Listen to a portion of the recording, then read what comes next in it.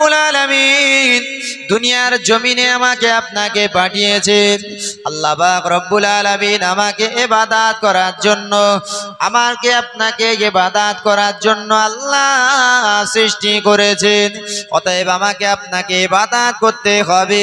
আল্লাহ পাক রব্বুল আলামিন সাথে সাথে আবার বলেছেন, আল্লাযী খলাকাল মাউতা ওয়াল হায়াতা লিয়াবলুয়াকুম আইয়ুকুম আহসানু আমালা। ও বান্দা, ও গো বান্দি, শুনে রেখে দাও, জেনে রেখে দাও, আমি তোমাকে পৃথিবীর জমিনে পাঠিয়েছি। পৃথিবীর জমিন থেকে তোমাকে আবার আমি তুলে নেব।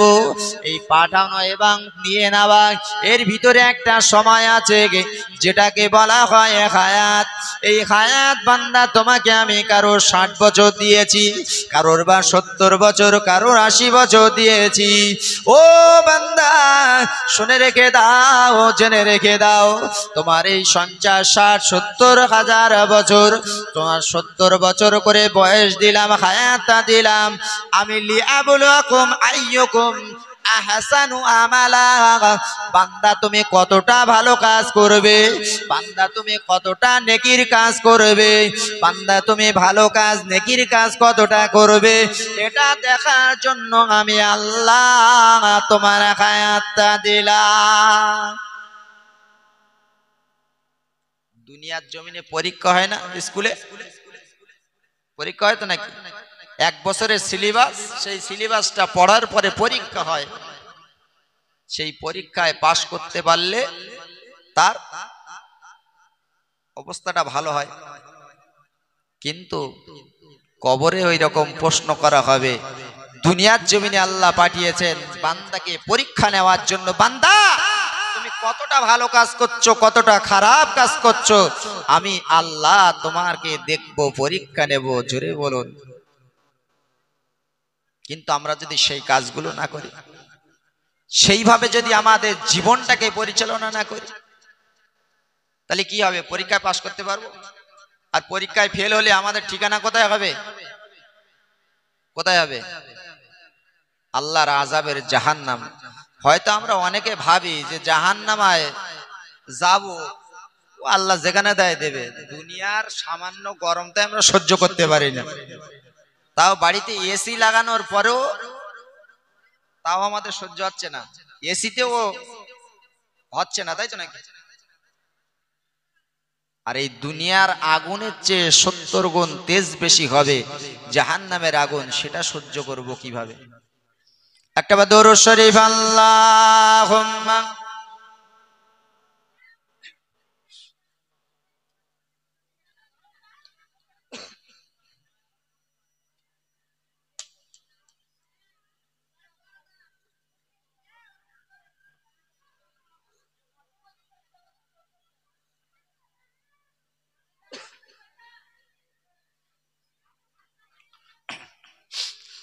रहमत आलम नबी नूर मुजासम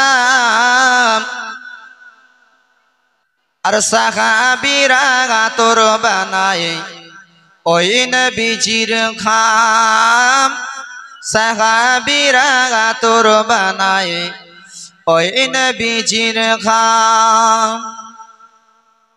रहमत आलम नबी नूर मुजासम और साहाबीरा তোর বানায়ে ওই নবীজির খাম। উস্তনে খান্নানা একটি খাজুর গাছের নাম, আর যাকে ধরে খুতবা দিতেন আমায় রাসূল আকরাম। নবীর বিরহে গাছ কাঁদিতে রহে, নবীর বিরহে গাছ কাঁদিতে রহে, তাই না দেখে হতবাক সাহাবায়ে কেরাম। रहमत आलम नबी नूर मुजासम और साहाबीरा তোর বানায়ে ওই নবীজির খাম। সাহাবীরা তোর বানায়ে ওই নবীজির খাম। আল্লাহুম্মা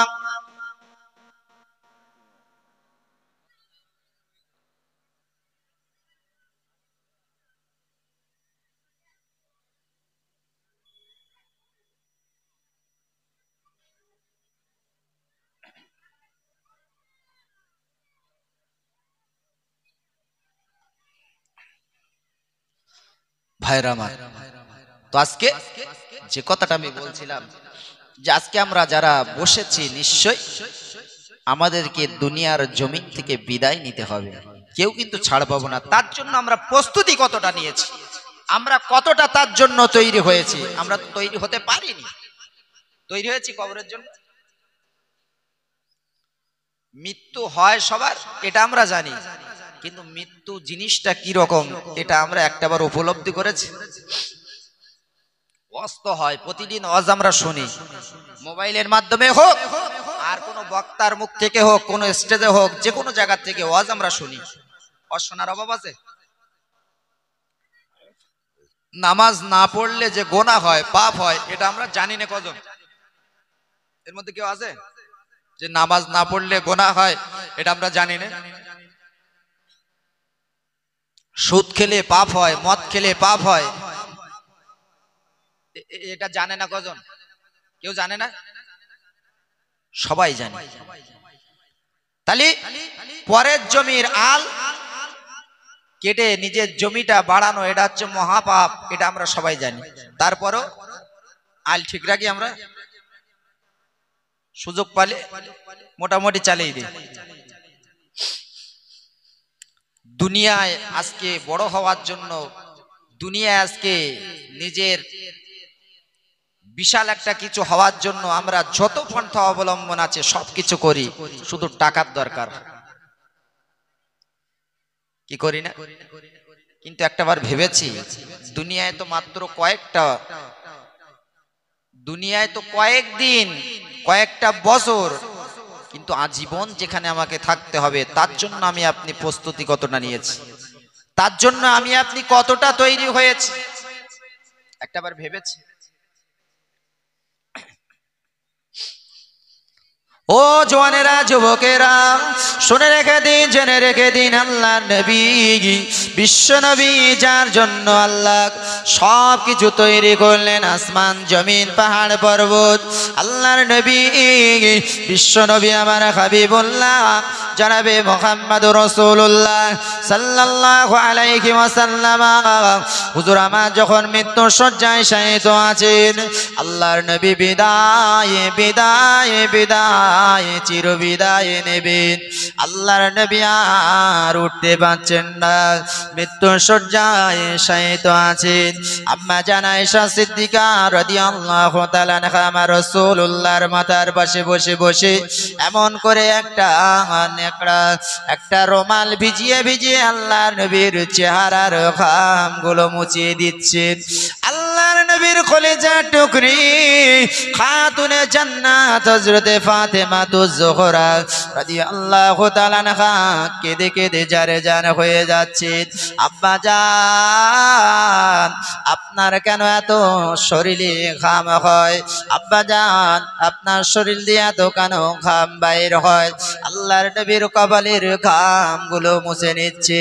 এমন সময় দেখতে পাওয়া যায় আল্লাহর নবী, বিশ্ব নবী জনাবে মুহাম্মদুর রাসূলুল্লাহ সাল্লাল্লাহু আলাইহি ওয়াসাল্লামের পাশেতে এমন করে আজরাইল আলাইহিস সালাতু ওয়াস সালাম অনুমতি নিয়ে প্রবেশ করলেন।